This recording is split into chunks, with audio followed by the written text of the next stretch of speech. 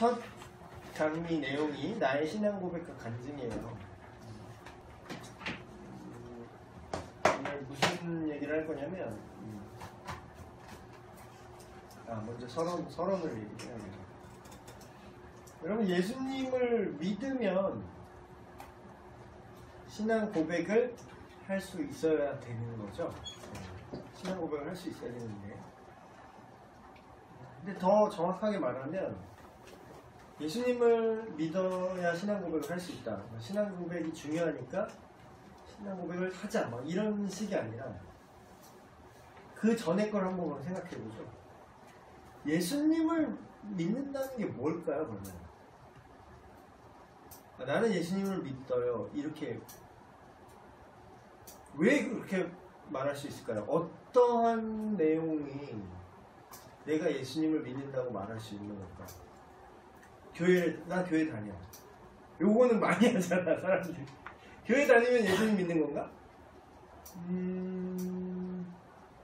예수님을 믿는 사람은 교회에 다녀요.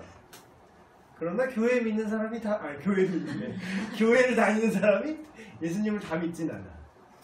이게 충격이죠.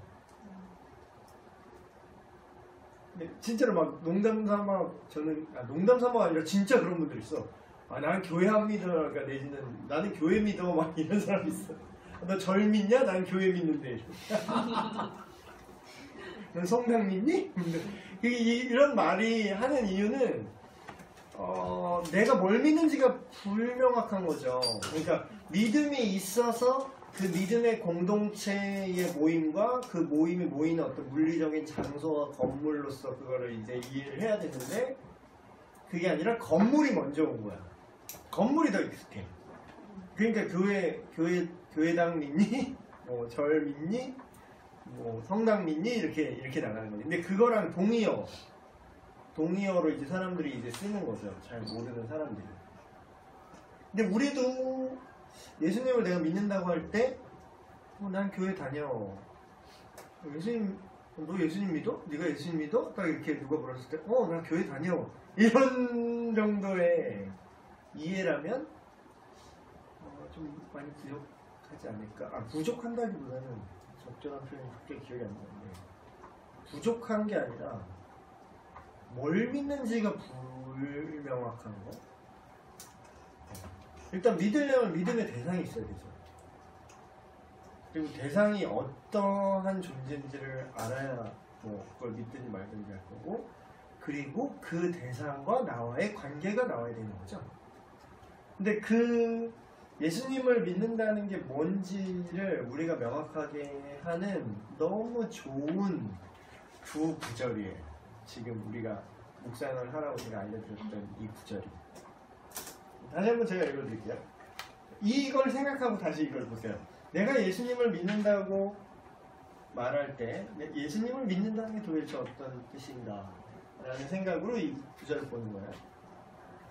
내가 만일 너의 입으로 예수를 주로 시인하며 또 하나님께서 그를 죽은 자 가운데서 살리신 것을 내 마음에 믿으면 구원을 받으리라.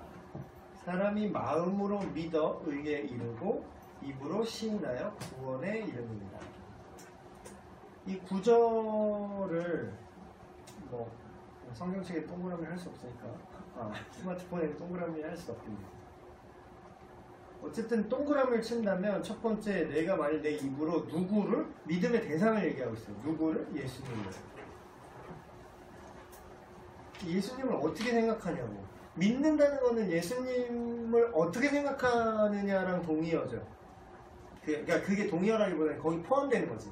내가 예수님을 믿는다고 할 때 예수님을 어떻게 생각하느냐가 그 안에 포함되는 거예요. 근데 그 대상은 예수님인데 그 예수님을 어떻게 생각하냐? 주님으로 내가 생각하고 시인한다는 거야. 주인으로.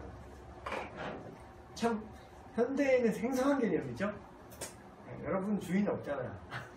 여러분 부모님도 여러분의 주인이 아니잖아. 엄청 얘기잖아.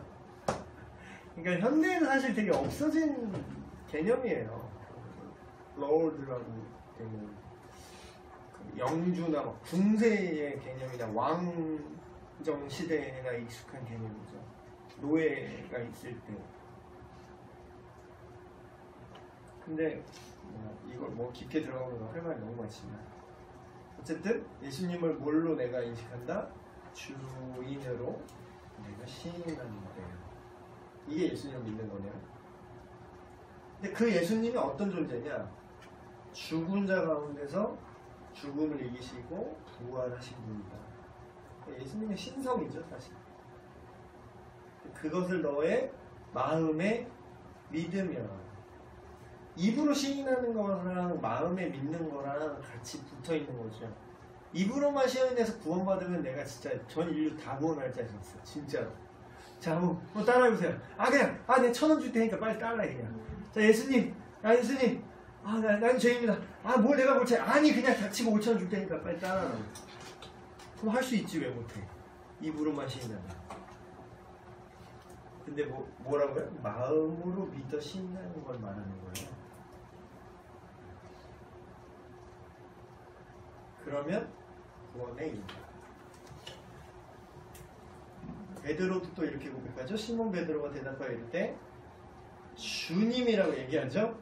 주님은 그리스도시다. 근데 그리스도는 너무 압축된 얘기인데 오늘날로 좀 풀어서 얘기하면 죄로부터 인류를 구원하시는 하나님, 살아계신 하나님의 아들이십니다. 예수님을 믿음에는 대상이 있어요. 예수님. 근데 예수님을 어떻게 생각하고 믿어야 된다고요? 나의 주인이자, 주인이라는 말에는 또 나와의 관계가 포함되어 있죠. 나와의 관계. 당신은 하나님의 아들이십니다 라고 얘기하면 맞는 말이긴 한데 구원이랑 상관없어요. 왜냐하면 이 고백은 귀신도 똑같은 고백을 해요. 당신은 하나님의 거룩한 자입니다. 귀신 들리는 애들이 막 그러잖아요. 우리보다 믿음이 더 좋아, 귀신들이. 다 말해. 당신은 하나님의 아들이고 지극히 높으신 이의 아들이고 하나님이신데, 그러면서 덧붙이는 말이 그거잖아. 아니 근데 당신이 나랑 뭔 상관이 있는데 나를 귀찮게 하냐고, 나를 괴롭게 하냐고. 아직 그 약속한 지옥에 들어갈 때가 안 왔는데 왜 나 괴롭히냐고 성경에 써있어요. 그럼 뭐예요? 구원자십니다 라는 고백만으로 부족하다라는 거예요. 그럼 뭐냐? 그 구원자신데 그 당신이 나의 주인 되십니다. 나와 관계가 있어야 된다는 거죠. 이 얘기를 할 거예요 이제. 이게 서론이었어요. 1번 볼까요? 시간이 없으니까 좀 노가리도 하고 막 그래야 되는 시간이 없으니까 바로 급전기하니까 미안해요. 급전기. 성경을 한번 펴보세요. 사도행전 22장 1절에서 16절. 좀 긴데 그래도 다 읽어볼게요. 3절에서 5절까지만, 사도행전 22장 3절에서 5절까지만 먼저 어떤 분이 읽어주세요. 3절에서 5절까지만. 사도행전 22장 3절에서 5절. 저는 유대인으로 길리기아 다소에서 났고 이 성에서 자라 가말리엘의 문화에서 우리 조상들의 율법에 엄한 교훈을 받았고 오늘 너희 모든 사람처럼 하나님께 대하여 열심히 있는지라. 4라 내가 이 돌을 박해하여 사람을 죽이기까지 하고 남녀를 결박하여 옥에 넘겼노니 이에 내 제사장과 모든 장로들이 내 증인이라. 또 내가 그들에게서 다메섹 형제들에게 가는 공문을 받아가지고 거기 있는 저들로 결박하여 예루살렘으로 끌어다가 형벌받게 하려고 가더니. 네. 자연스럽게 시간이 없으니까 1번 스킵했네. 지금 2번 내용을 그냥 먼저 볼게요. 지금 3절에서 5절을 우리가 읽었잖아요. 바울이 간증을 하는 장면이에요, 이 장면이. 사도행전 22장 1절에서 16절까지 이 내용 자체가 바울이 자기의 간증을 하는 거예요. 근데 첫 번째로 이제 언급하고 있는 내용이 뭐냐? 예수님을 만나기 전에 나는 어떤 사람이었느냐를 먼저 설명하고 있어요. 근데 이건 다들 잘 아셔. 예전에 내가 뭘 했고, 뭐 내 왕년에 침 좀 뱉었고, 뭐 이런 얘기. 여기는 사람들이 잘 하시는 것 같아요. 근데 일단 뭐 성경대로 보면은 바울의 내용만 보면은 이렇게 정리가 되죠. 바울이 첫째, 나는 유대인이다. 근데 나는 자기의 출생과 성장도 얘기해요. 간증하라 그러면 막 출생부터 얘기하시는 분이 있습니다. 너무 길어지긴 하는데. 그래서 나는 다소에서 태어나서 예루살렘에서 자랐고, 자기 또 학력도 얘기를 해요. 학력을 가말리엘 문화에서, 지금으로 말하면 이 가말리엘 문파라는 게 뭐냐면 지금으로 말하면 거의 서울대 법대 이런 느낌이죠. 초엘리트, 율법의 가장 빡센 파에서 제대로 FM으로 나는 배웠다. 또 기독교와의 관계를 또 얘기를 하죠. 내가 복음을, 그러니까 예수님을, 기독교를 핍박하고 예수님 믿는 자들을 잡아다가 옥에 가두거나 죽이기까지 했었다라고 이전에 자기 모습을 얘기를 해요. 사실 간증에는 이게 반드시 들어가야 될 부분이긴 한데, 이게 어떻게 보면 우리는 되게 이게 익숙해요. 이 바울의 이런 얘기를 우리는 이미 알고 있잖아. 그러니까 되게 익숙하고 뭐 그랬나 보다 하고 넘어가는데, 사실 이 얘기를 하기가 쉬운 얘기는 아니에요. 쉬운 얘기는 아니죠. 그래서 상당히 부끄러운 과거죠. 근데 이런 부끄러운 것까지 이제 털어놓고 얘기를 할 수 있다는 거는 이 간증의 내용 자체가 나는 좀 진솔하게 내 얘기를 하겠다라는 게 이제 포함이 되는 거죠. 그래서 간증을 사실 아무 때나 막 이렇게 할 수 있진 않는 것 같아요. 좀 이렇게 대화를 할 분위기가 되고 내가 좀 얘기를 할 상황이 되었을 때. 근데 이제 어쨌든 예수님을 만나기 전에 나의 존재에 대해서 여러분은 어때요? 여러분? 이거는 근데 시작은 누구나 다 할 수 있는 거야. 이거는 뭐 예수님 안 믿는 사람도 할 수 있어. 지금 모습을 말하면 되니까. 바울은 이렇게 시작하네요. 그래서 다음 구절 한번 읽어볼게요. 6절에서 10절. 안 읽으신 분이 한번 읽어주세요. 6절에서 10절.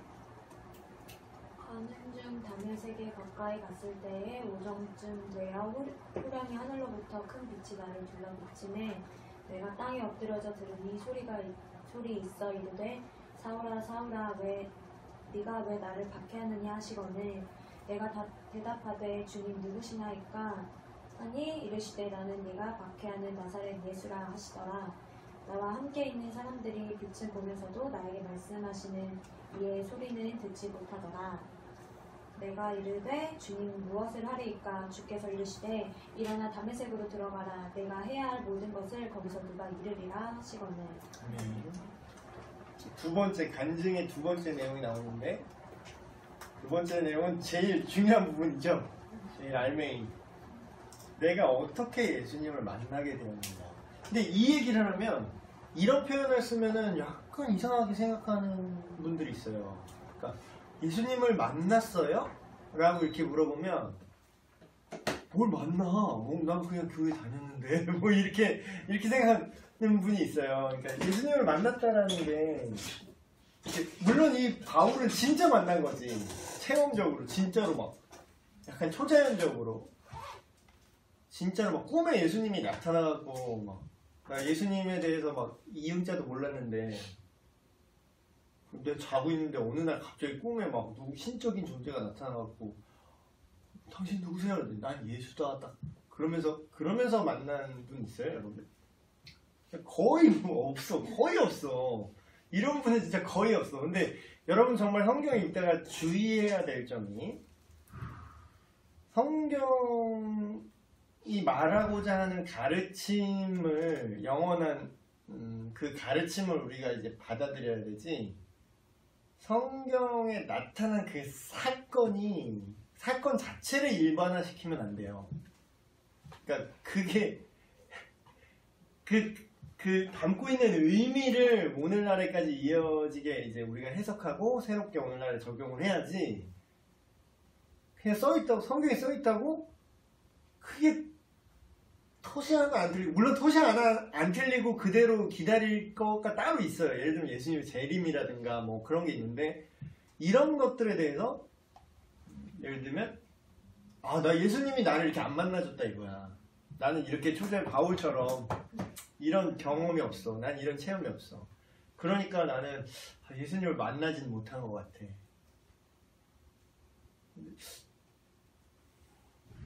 여러분, 이 본문은 이렇게 만난 사람이 2000년 신약시대만 해서 2000년 넘는 역사 중에 몇 사람 없어요. 2000년 동안 몇 사람 없다고. 아주 특별한 케이스예요. 그렇다고 해서 이게 되게 희소한 사건이기 때문에 예수님이 존재하지 않는 거라고 말할 수는 없겠죠. 그러나 예수님이 사람들에게 자신을 나타내시고 믿게 하시는 방법이 이런 방법이 일반적인 방법은 아니라는 거예요. 그래서 이제 이따 뒤에 또 얘기를 할 거지만, 어쨌든 어떻게 예수님을 만나게 되었는가를 생생하게 전달하는 부분이 반드시 들어가요. 근데 이제 우리가 얘기할 땐 참 좋은 예는 아닌 것 같아. 너무 초자연적인 예라서. 그래도 이거를 이따가 다시 말씀드릴게요. 그럼 우리는 어떻게 이걸 얘기할 수 있는지 일단은 좀 넘어가 볼게요. 네. 네네. 죄송합니다. 네. 목사님 마티즈 타고 가실 거예요? 아, 네. 네. 그럼 마티즈 키 좀. 목사님 키 책상에 올려놓을게요. 예, 감사합니다. 이게 나오면 몸에 배불렀어 이게. 저도 태울 것 같다. 이모티콘도 왠지 이러고 있잖아요. 나 맨날 이거만 쓰잖아. 이모티콘. 커큰컵 이모티콘. 아, 그래요. 그리고 마지막으로 들어있는 내용이 있어요. 바울의 간증 중에 13에서 15절 누가 읽어주시겠어요? 13에서 15절. 사도행전 22장 13에서 15절 누가 읽어주세요. 내게와 곁에 서서 말하되 형제 사오라 다시 보라 하거늘 즉시 그를 쳐다보았노라. 그가 또 이르되 우리 조상들의 하나님이 너를 택하여 너로 하여금 자기 뜻을 알게 하시며 그 의인을 보게 하시고 그 입에서 나오는 음성을 듣게 하셨느니 네가 그를 위하여 모든 사람 앞에서 네가 보고 들은 것을 증인이 되리라. 아멘. 요게 이제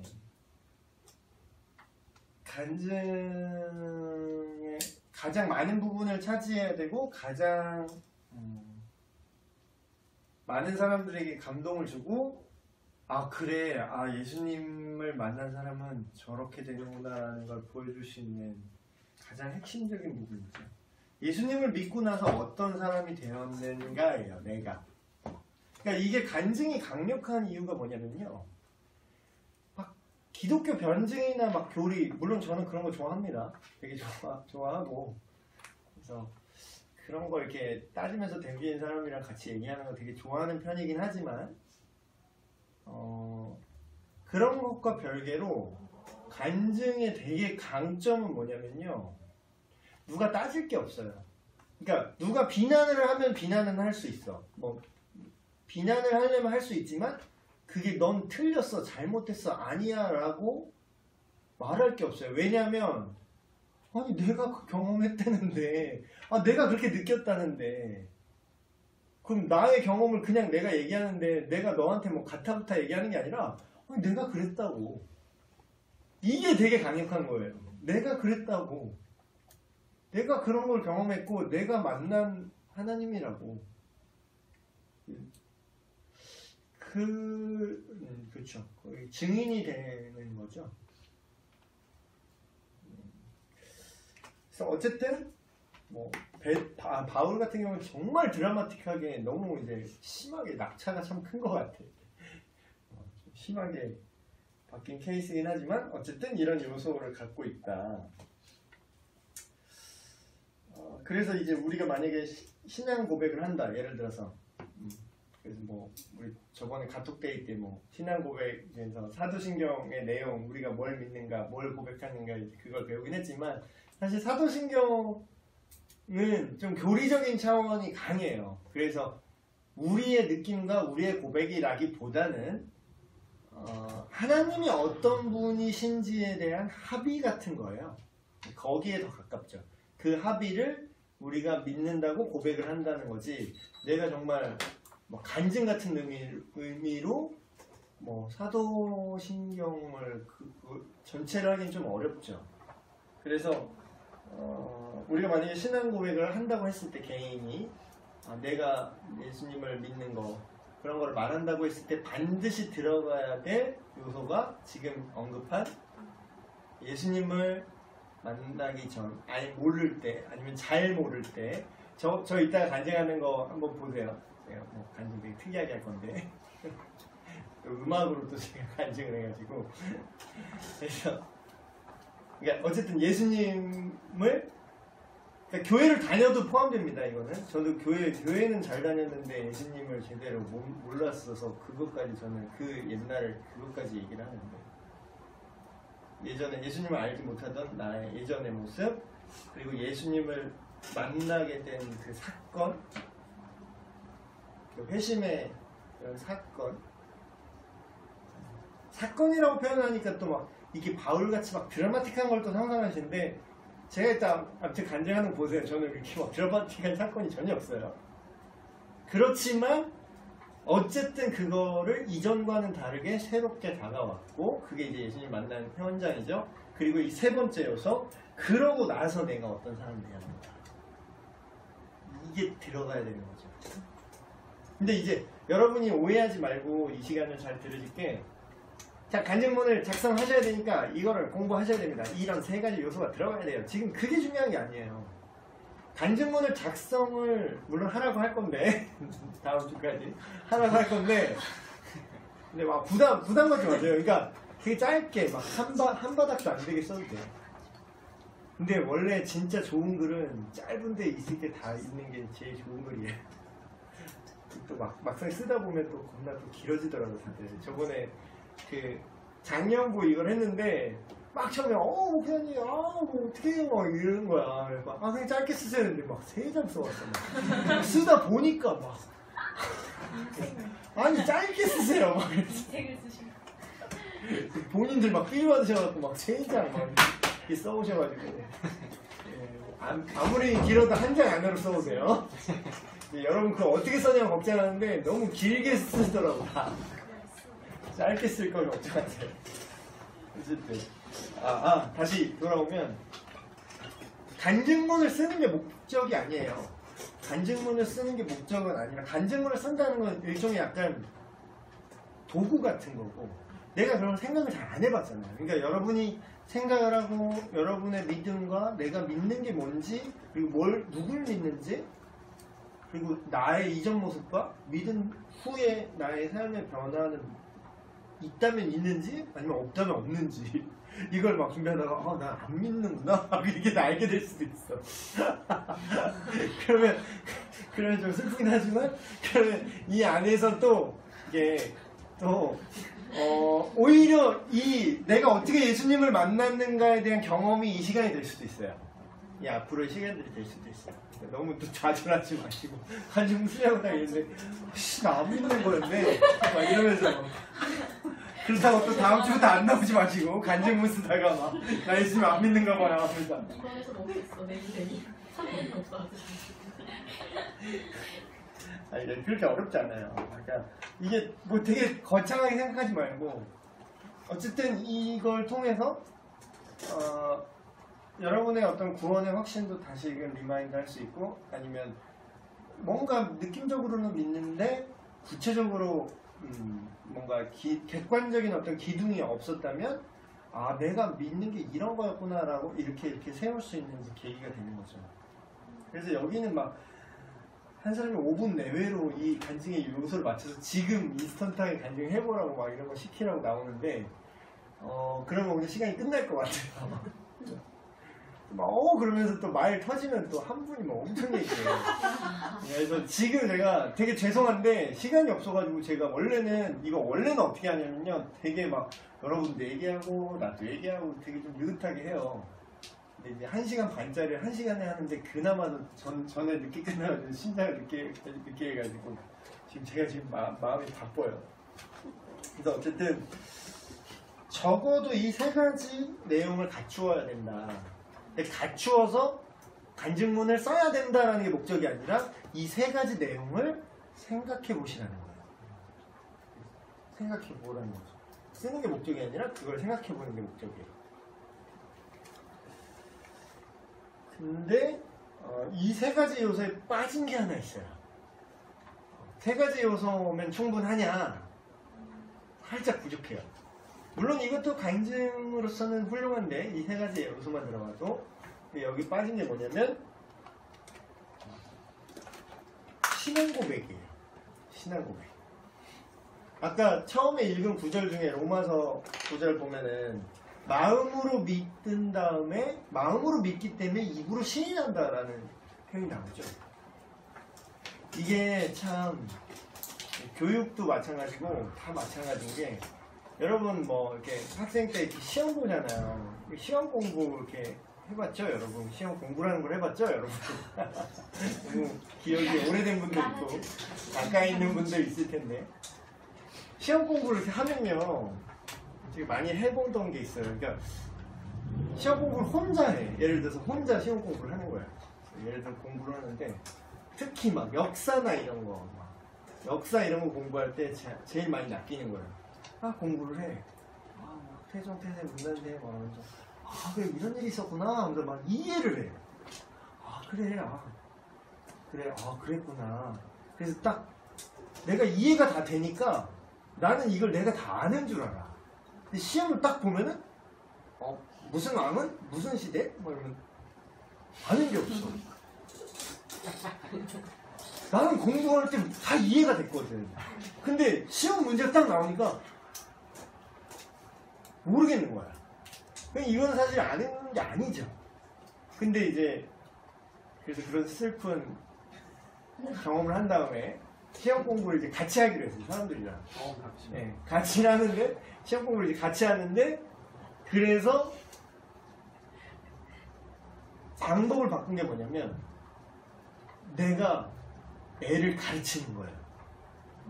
예를 들면 무슨 시대에 고려 시대에 무슨 일이 있었고 이거를 지가 듣든 말든 나는 그냥 걔한테 계속 말을 하는 거야. 그거를 내가 입으로 꺼내서 내가 생각하고 내가 이해하고 있다라고 생각하는 거 이해는 다 된 것 같아. 근데 입으로 못 꺼내면 모르는 거야. 입으로 못 꺼내면 누가 얘기해주면 목소리 똑같아. 여러분 설교 매주 듣죠? 매주 설교 듣잖아. 근데 왜 여러분 왜 이 모양이야? 그게 나 시험 공부하는 거랑 똑같다는 거예요. 딱 들을 때는 막 은혜가 돼. 들을 때는 막 이래. 이런 분들 있어, 표정 보면. 근데 이제 생활이 별로 그냥 계속 똑같은 것 같아. 왜 그러냐면 들을 때는 이해가 돼요. 그렇구나. 또 지식적으로 이렇게 얘기를 해주니까 이런 거예요. 그렇구나.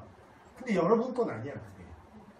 근데 이런 오류가 되게 심한 게 교회 안에서 그런 거 있잖아요. 어느 목사님 설교 너무 잘하는데 예를 들어서 신 목사님은 되게 구려. 이렇게 얘기를 하는 거야. 이게 실화는 아닙니다. 실화 아니에요. 실화 아닙니다. 자막 이런 거 넣어야겠다. 실화. 그러면서 그래 나는 더 좋은 설교자라든지 아니면 공동체. 중앙선수교 얘기하면 안 되는구나. 실화는 아닙니다. 그냥 예를 들면 청년부 여기 너무 사람이 없어. 사람이 있는 저기 교회는 사람이 있는 것 같아. 다른 교회 모 교회 사람이 있는 교회로는 또 실명 어른이네. 교회 이름이 다 들어가. 아무거나 해도 다 교회 이름이야. 어쨌든 사람이 많은 교회로 갈래. 그래서 가요. 그러면 거기에서 하는 어떤 거기에 탁월한 시스템, 거기에 탁월한 어떤 설교자의 메시지 이렇게 들으면 자기 수준이 그 수준인 줄 알아.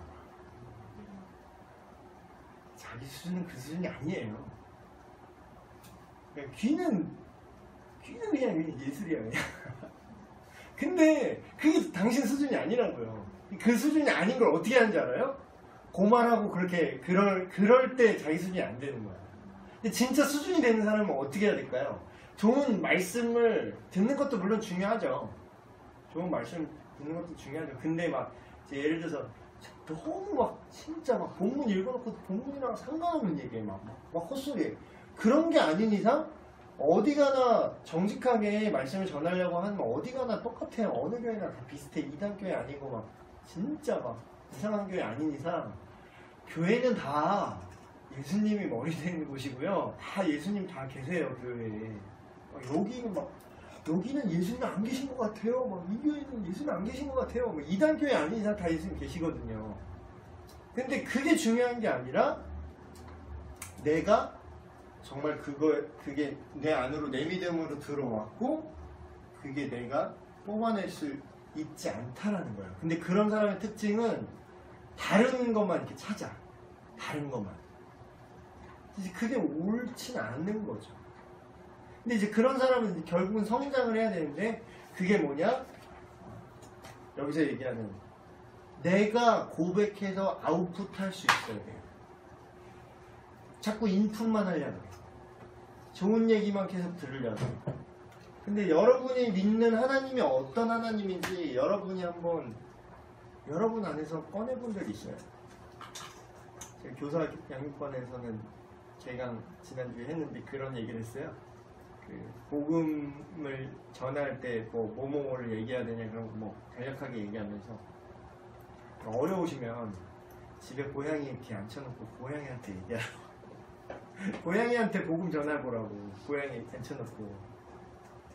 근데 고양이도 어려워. 막 얘기하는데 야옹하고 딴 데로 가. 그럼 막 내가 막 되게 주눅들잖아요. 막 내가 막 얘기하는 고양이 나를 무시하고 가면.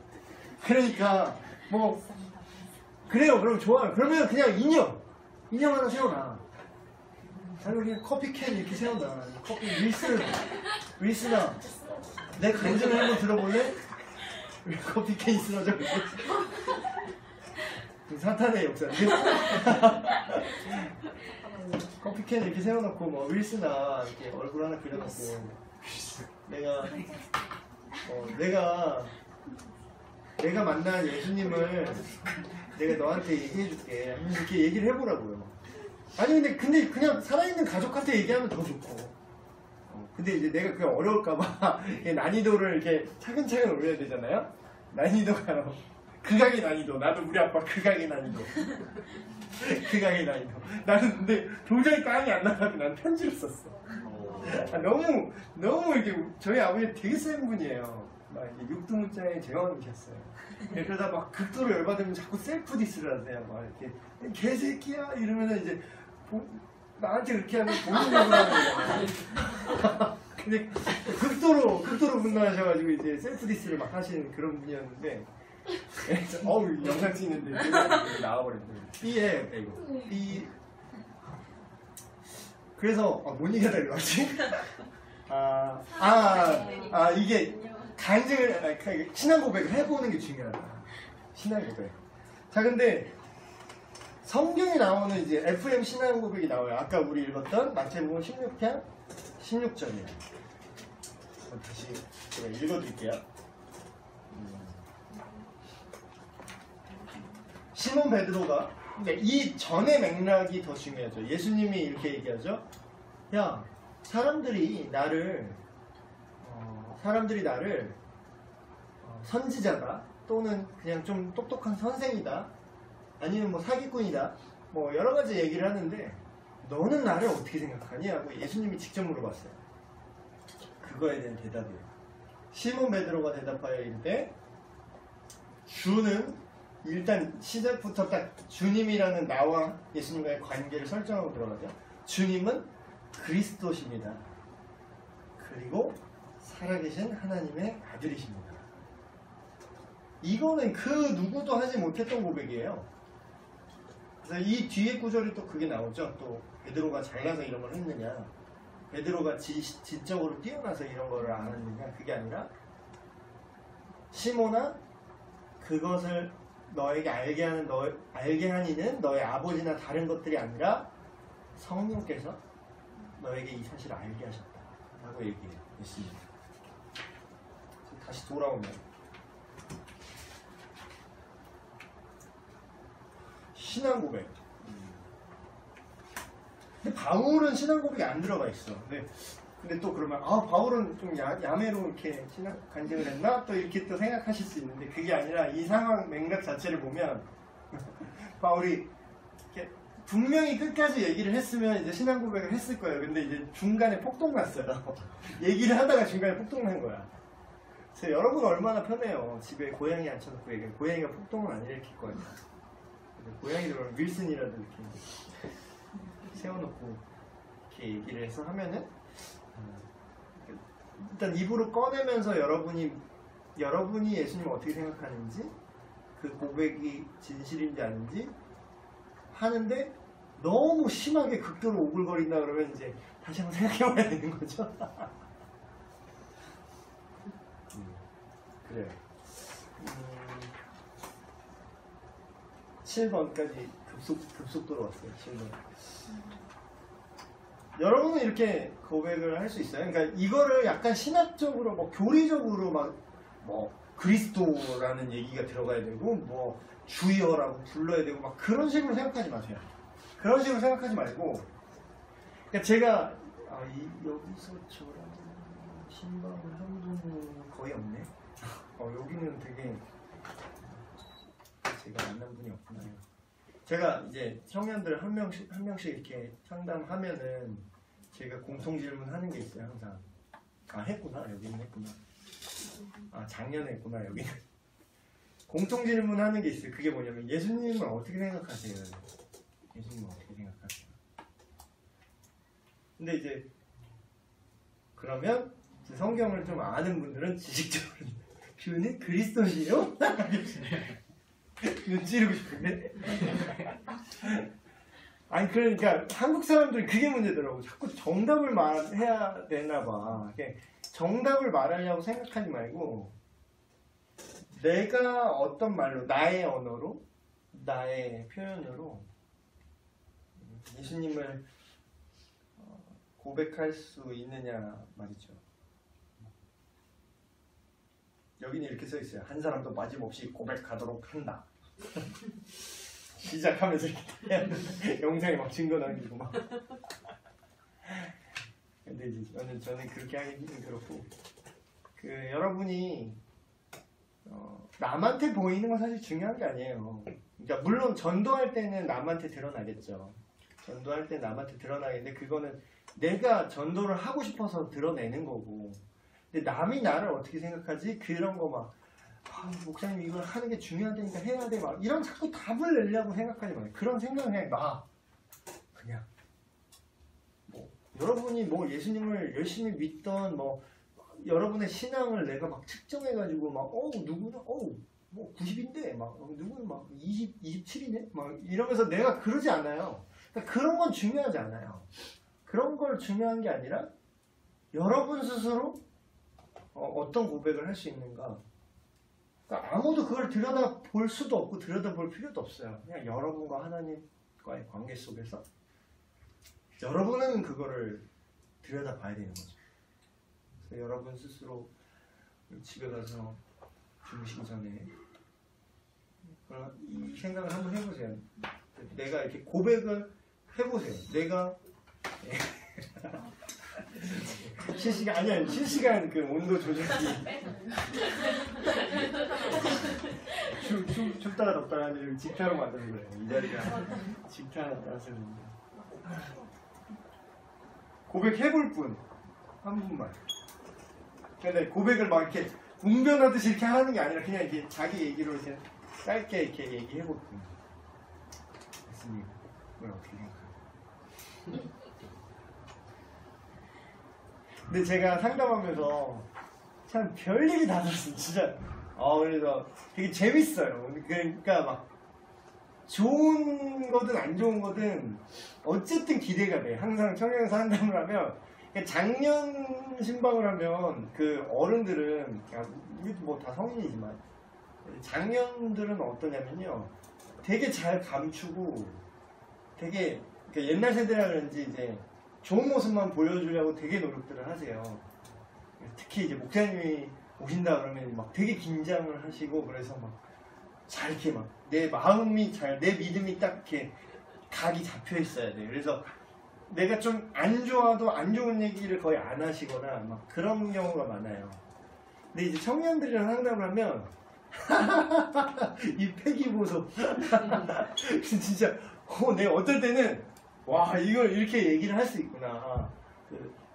되게 멘탈을 잘 잡고 있어야 될 때가 있어요. 근데 이제 저는 그래도 그게 좋아요. 솔직하게 진짜 때로는 되게 도발적인 얘기를 할 때도 있는데, 근데 그게 솔직한 자기 마음이니까 그게 현실인데 어떻게 할 거야?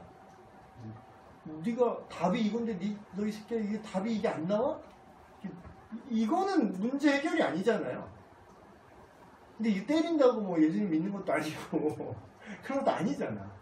그러니까 솔직하게 자기 감정을 나타내고, 그러면 여러분이 솔직하게 이제 상담을 할 때 솔직하게 얘기를 하면 정확한 진단이 되면서 정확한 솔루션이 나와요.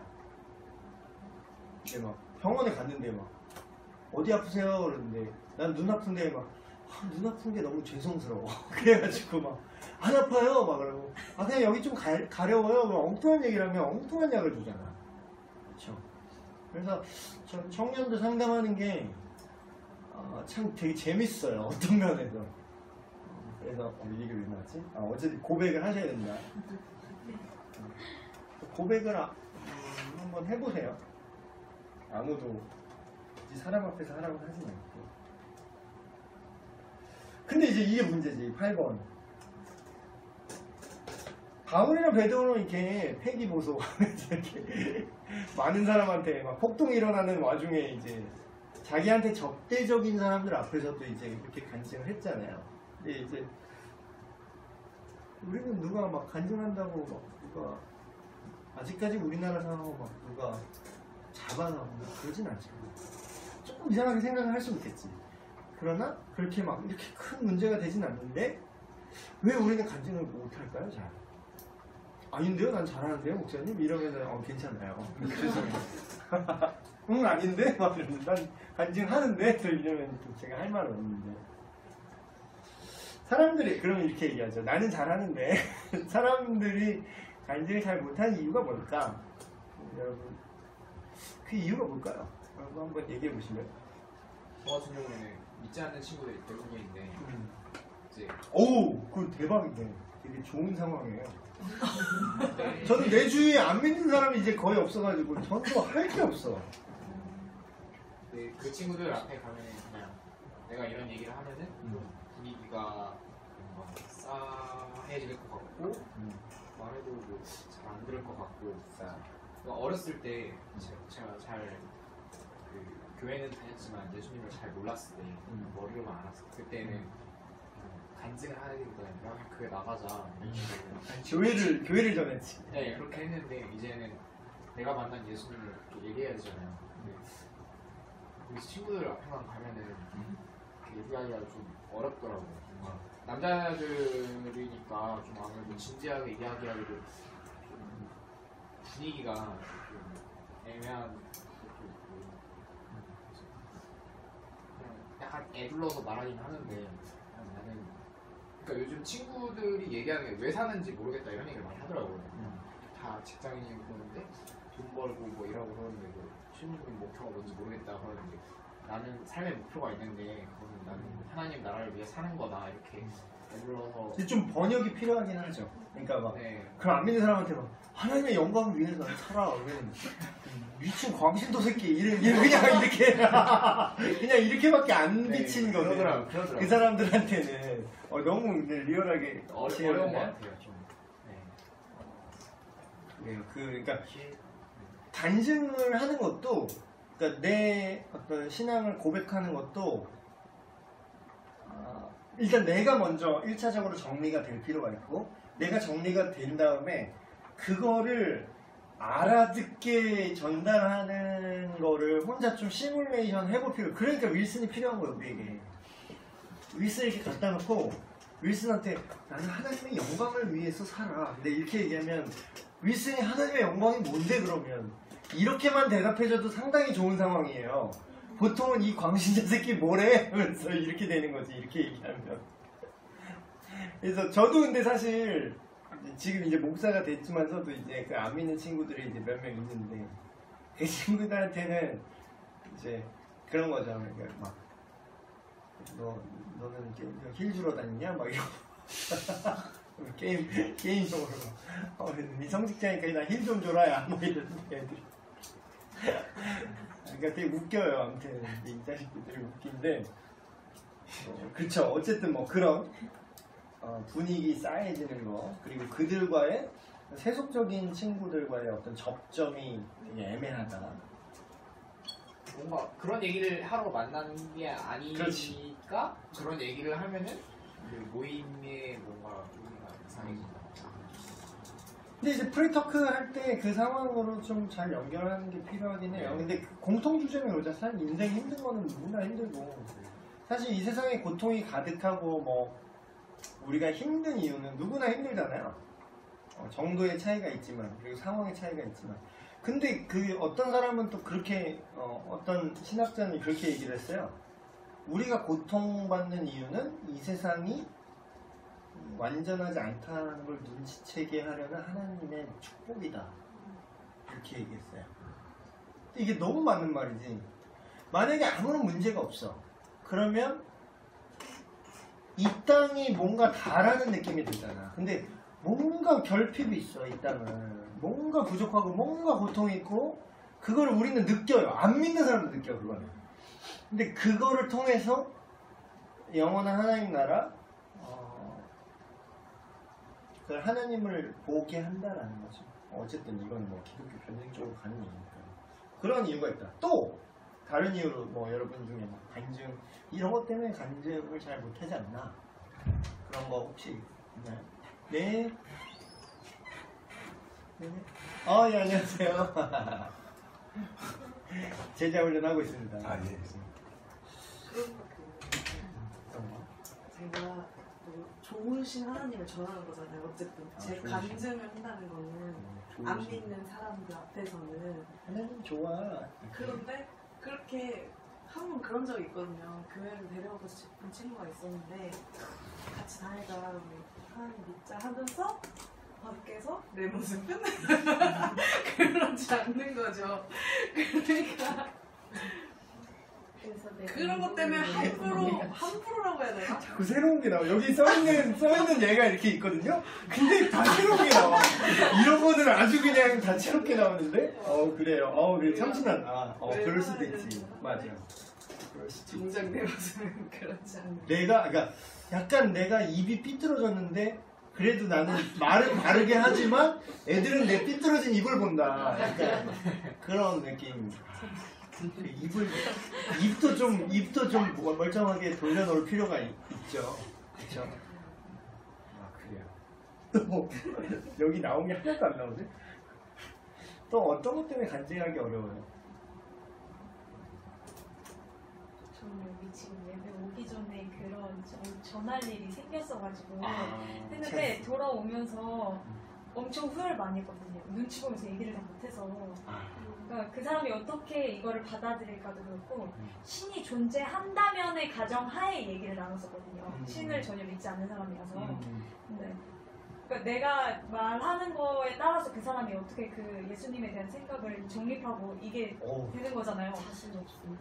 그래서 그거를 내가 제대로 못 전할까 말주변도 없는데 가뜩이나 이게 뭔가 머릿속엔 있는데 이게 내가 말로 전달을 잘못해서 뭔가 잘못된 이해를 가질까봐. 오히려 신을 진짜 더 안 믿을까 봐 하고 그 정도야. 싫어졌어.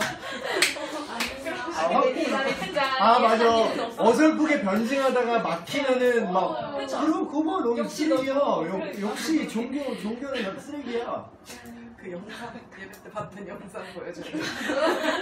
한번 그런 선 오빠랑 얘기하다가 그냥 우리 교회 올래? 그러니까 아니 그래서 우리 목사님이랑 한 번만 얘기해. 영상만 그래. 그럼 근데 진짜 간증하기 어려운 이유는 참 다채롭네요. 네. 근데 이제 그러기 때문에 그러니까 여러분한테 어떤 아까 서론에 제가 했던 게 키예요. 그러니까 변증을 하라는 게 아니에요. 여러분에게 물론 저는 변증 덕후기 때문에 제가 여러분이 종종 그런 거를 많이 얘기를 해요. 하긴. 근데 이제 그 변증이라는 건요 결국은 믿음을 갖도록 돕기 위한 여러 가지 도구 중에 하나예요. 아주 날카롭고 세련된 도구긴 해요. 요즘 현대에 맞는. 그러나 변증으로 구원을 받게 할 수는 없어요. 그러니까 구원 앞까지는 끌고 올 수는 있어. 근데 결국은 그들이 선택하고 거부하는 거는 그들의 영역이고 그건 성령님이 깨닫게 하셔야 아까 그 마태복음 16장의 예수님의 얘기처럼 성령께서 깨닫게 하셔야 이제 깨닫는 거죠. 근데 우리가 해야 될 거는 그를 믿게 만드는 게 우리 책임이 아니라 그냥 증인만 쓰는 거예요. 그러니까 그 개념이 명확하셔야 돼요. 그게 내가 막 어떤 책임이 있고 막 내가 얘한테 막 얘를 구원해야 돼. 막 내가 완전히 구원을 해야 돼. 내가 가뜩 잘못 말했다 얘가 구원을 못 받으면 막 내 책임일 것 같고 막.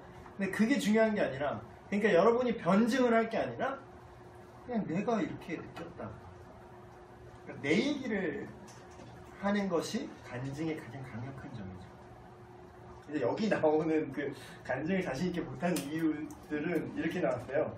일단 자기 믿음이 없어서 그러니까 내가 뭘 믿는지 나도 불분명해서 구원의 확신이 부족해서 그런 거죠. 그리고 어떤 영적인 열등감이 있어서 그런 것도 여기 나왔고요. 그리고 구원의 감격이 좀 식었다고 해야 되나? 그래서 뭐 그런 케이스도 있고 갑자기 뜨끈데 그리고 이런 것도 나왔어요. 기질적으로 소극적이다. 근데 이것도 인정. 저도 사실 그래요. 기질적으로 소극적이에요. 하도 아버지한테요. 너무 이렇게 되게 눈치 많이 보고 자란 애들은 인생에 되게 적극적이지가 않아요. 근데 제가 그렇거든요. 제가 막 되게 눈치를 되게 많이 보고 살았어요. 오늘 아빠 기분 좋을까 나쁠까 어릴 때. 오늘 술 먹고 들어왔나 술 먹고 안 들어왔나 막 이런 거 막 되게 눈치 봐야 되고 그러니까 막 그 어릴 때는 왜 그렇잖아요. 그냥 가만히 있어도 되는데 막 분위기가 안 좋으면은 막 숨 못 쉬겠는 거 알아요? 너무 공감하는데? 그 딱히 내가 그냥 말만 안 하고 그냥 조용히 있으면 되는데 괜히 숨소리도 내면 안 될 것 같은 거야. 그래서 막 숨쉬기도 힘들어했던 막 그런 시절이 있었던 것 같아요. 그러다 보니까 이제 되게 막 자신감이랑 거리가 멀고 되게 소극적인데 근데 되게 호탕해 보이죠. 저 막 찔르는 것 같죠. 설교하다 막 욕하고 근데 원래는 안 그래요. 저 원래는 되게 안 그런 기질인데 그래서 제가 복음을 전해야겠다 이제 예수님을 딱 만나버렸어. 내가 딱 만나버려갖고 이제 내가 너무 감동이 돼가지고 그래 혹시 나도 복음의 증인이 돼서 전해야겠다 하는데 나 너무 소극적인 거야. 야 이 광신자 새끼 소리 들을 것 같은 것이 너무 이제 이런 거지. 막 되게 이렇게 어떡하지? 딱 이렇게 소심하게 그러고 있어서 근데 또 이제 배운 게 도둑질이라고 또 이제 또 음악질을 또 배워놨네. 그래갖고 이제 곡을 그럼 쓰자. 그래가지고 이제 제가 이제 곡을 써서 이걸로 지금까지 어떻게 예수님을 전해보려고 지금 몸부림 치는데 잘은 안 돼서 지금 아까도 그래서 제가 슬펐어요. 몇 시간 전에. 아까 그 며칠에 오신 분 그 멘트를 들었을 텐데 이게 쉽지가 않아요. 이게 잘 안 되는데 안 된다고 안 할 건 아니지만 그래서 이렇게 간증을 못하는 이유들이 이런 건데 여러분이 9번으로 자연스럽게 넘어갔어요. 여러분이 간증을 못하고 이렇게 신앙 고백을 나눌 수 없는 이유 중에 하나가 저는 이걸 너무 잘 알아요. 이런 드라마틱한 체험이 없을 때 이게 되게 빡센 거라.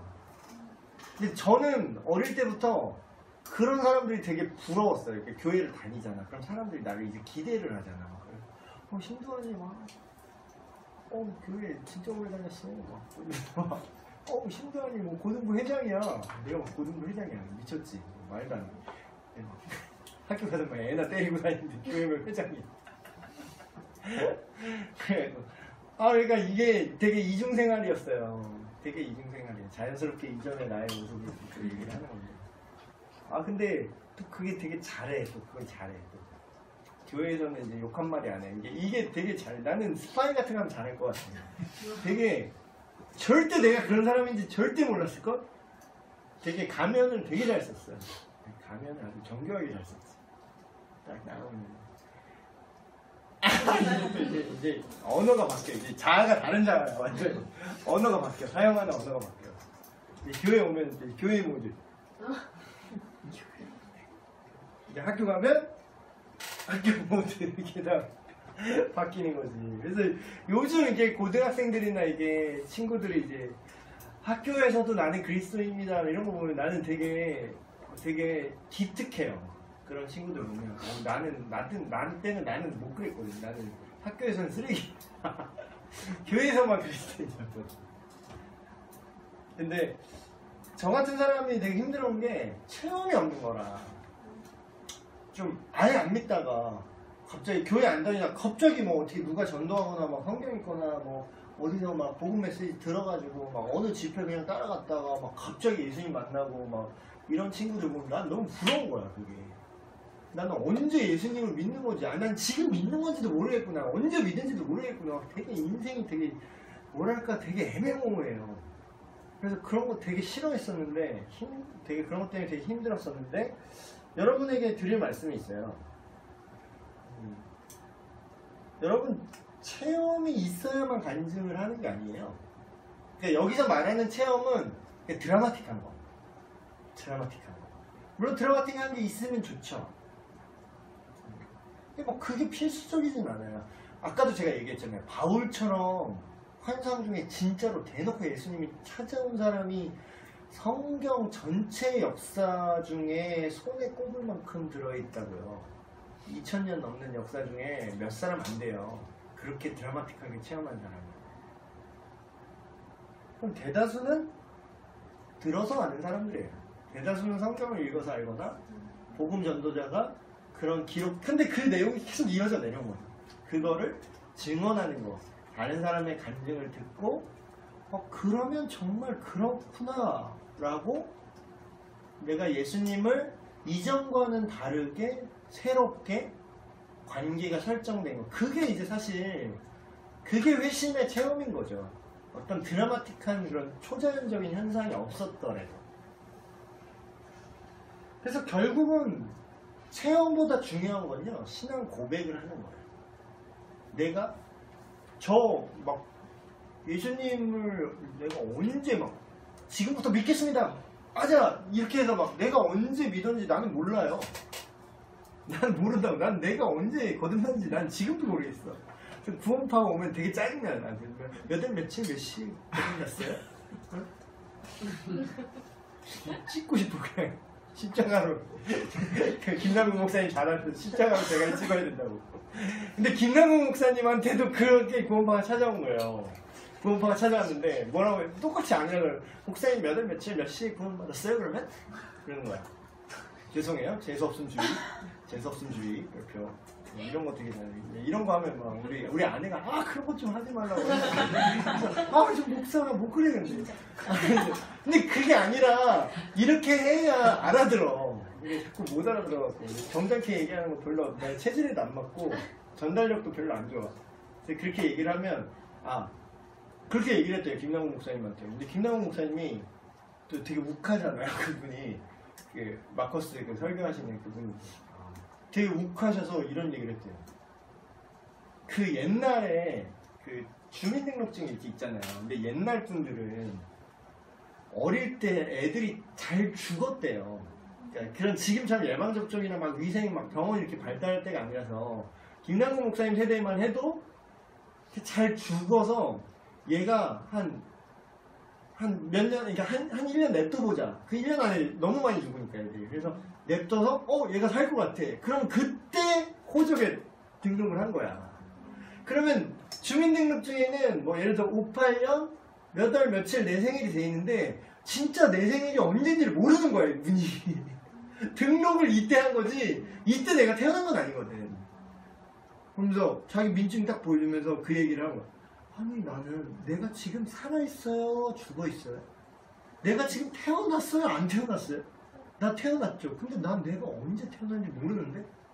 내가 언제 태어났는지 몰랐다고 내가 지금 안 태어난 건가? 내가 지금 몇 살인데? 내가 몇 년 살아있는데? 당신 몇 월 며칠 몇 시에 거듭난 게 중요한 게 아니라 거듭난 게 중요한 거지.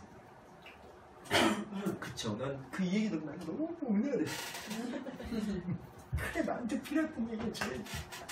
더 이상 내가 몇 월 며칠에 이런 예수님을 만났어요 이런 거 몰라도 돼.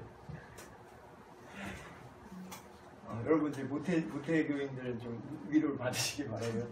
그래서 내가 지금 이 신앙 고백을 할 수 있는가 없는가가 더 중요한 문제예요. 언제 내가 체험을 했느냐가 중요한 게 아니라.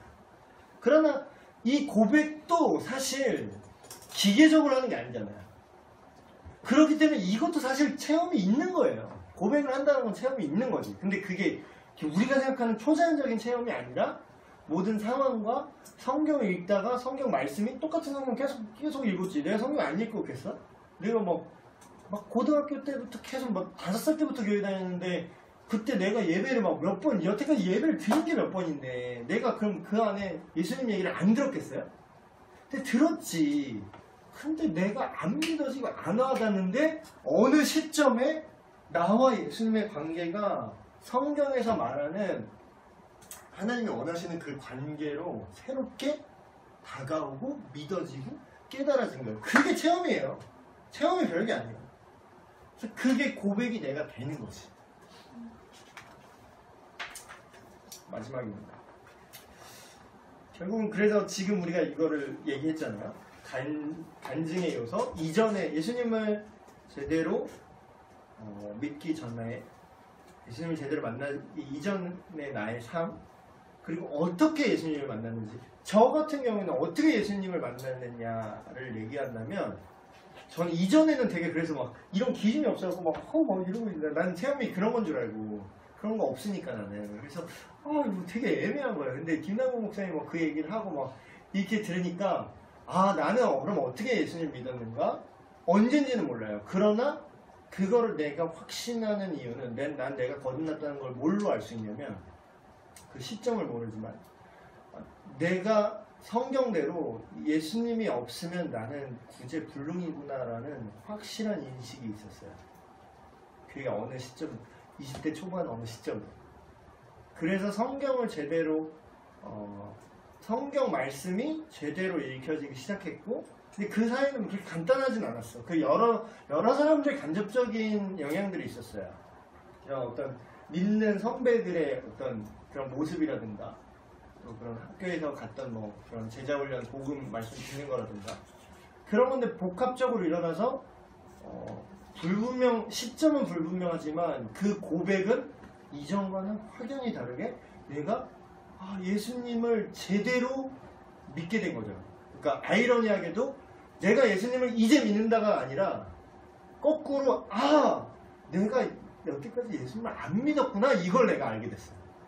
내가 교회를 다녔지, 내가 예수님을 믿는다고 착각을 했지, 천국에 간다니까, 예수님 믿어야 천국 간다니까 천국행 티켓처럼 예수님을 믿는다고 내가 동의를 하고 생각을 했지만 사실 믿는 게 아니었구나. 그걸 내가 안 시점이 내가 정말로 예수님을 만난 시점인 거죠. 그렇게 그 만난 과정이 들어가야 되고, 그 만난 그 내용이 들어가야 되고, 그리고 그 이후에 변화된 삶. 제가 변화된 삶을 요약해서 말씀드리면 그런 거예요. 행동이 바뀌는 건 사실 부차적인 문제예요. 보통 사람들이 이제 간증할 때 행동 바뀐 걸 많이 얘기하는데, 행동은 물론 바뀌죠. 근데 중요한 거는 삶의 포인트가 바뀌는 거예요. 포인트가. 전엔 뭘 위해서 살았어요? 전에는 나는 그냥 딱 이런 마인드였어요. 교회 다니는데 막 자꾸 주를 위해서 살래. 막 주라는 뜻도 이제 동의가 안 되는 거지. 아니 나 예수님 그래 믿을게요. 아 교회 다닐게요. 헌금 낼게요. 아 적당히 이렇게 봉사할게요. 근데 내 인생에 이 이상은 간섭하지 마세요. 여기까지는 내 거야.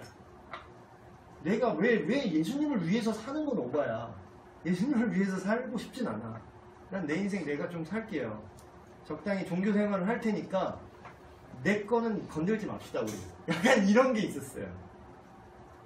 근데 전에는 그런 삶의 중심이 그거였는데 정말 예수님을 그렇게 만난 이유는 이제 알았어. 아 예수님 안에 내가 있을 때의 내 삶이 가장 나다운 거고 그게 나에게도 제일 좋은 거고 그게 가장 나를 완전하게 하는 거구나.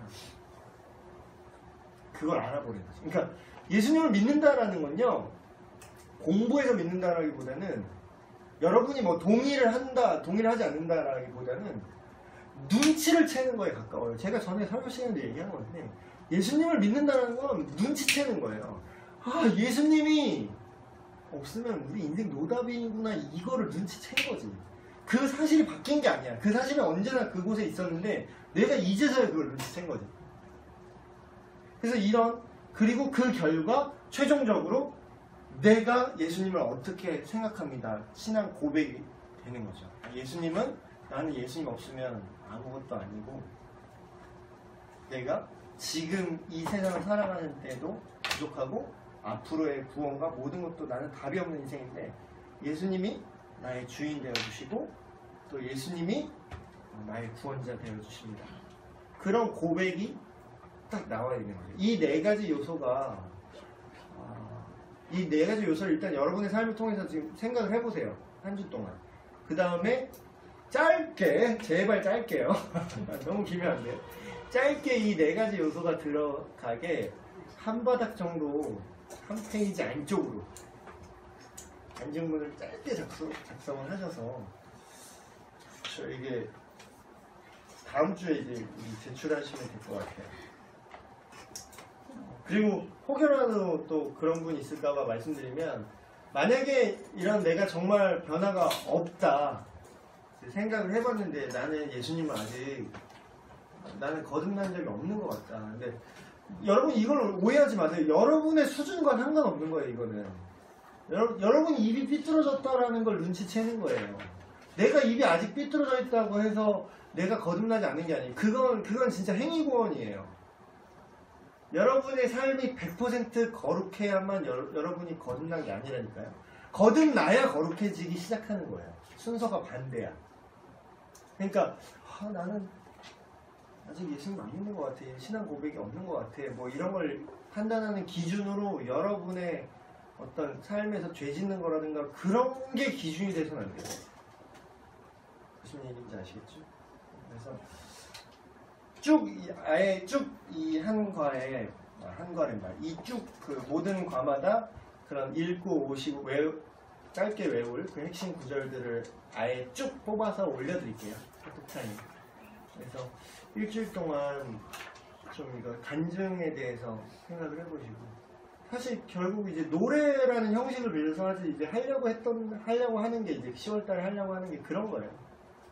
노래하고 그래서 이 노래를 통해서 내가 만난 예수님이 어떤 분인지 아니면 내 얘기를 해도 되고 하나님 얘기를 해도 되고 그렇게 이제 좀 자연스럽게 하려고 그래요. 혹시 질문이나 코멘트나 있으신가요? 집에 가고 싶죠? 늦게 시작해서 좀 늦게 끝났어요. 죄송해요. 근데 이 시간이 좀 빡세긴 하네요. 오늘 그 PPT가 없어가지고 제가 땜빵 하느라고 끝까지 그걸 해야 돼서 저 늦게 나왔는데 다음부터는 조금 일찍 나와 있을게요. 그러면 기도하고 마치겠습니다. 하나님 아버지, 오늘 청년 제자반 첫 시간 이렇게 모여서 늦은 시간까지 이렇게 함께 나눴습니다. 우리가 무엇을 믿는지 또한 신앙 고백은 무엇인지 그걸 간증으로 표현한다는 것은 어떤 것인지 이 시간 성경 말씀을 통하여서 함께 돌아보았습니다. 우리가 간증을 해야 되니까 하는 게 아니라 우리의 신앙을 이 간증문을 작성함으로 인해서 다시금 돌아보게 하시고 우리가 믿는 하나님, 내가 믿는 나를 구원하신 예수 그리스도, 모든 죄로부터 자유케 하시고 하나님의 자녀가 되게 하시는 이 놀라운 복음을 간증하게 하시고, 또한 우리 주변에 가족이라든가 친구는 너무 어렵다면 고양이나 뭐 물건 앞에서라도 이것을 고백하면서 연습할 수 있는 우리가 되게 하여 주시옵소서. 늦은 시간 돌아가는 발걸음도 주님 지켜보아여 주시옵고, 모든 말씀 우리 주 예수 그리스도의 이름으로 기도하옵나이다. 아멘.